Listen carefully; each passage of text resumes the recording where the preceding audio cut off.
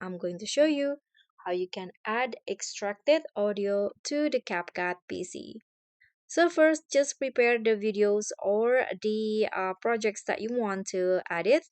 And first, to add the extract audio, you need to extract the audio first. So go to the audio menu at the top, and here click on extract audio option.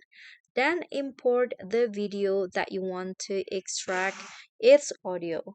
Click on import. Then just select the video.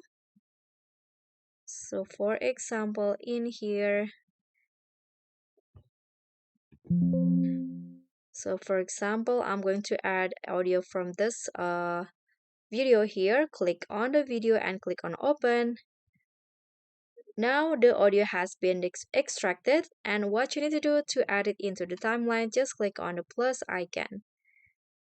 So just like that, the extracted audio has been added into the CapCut PC.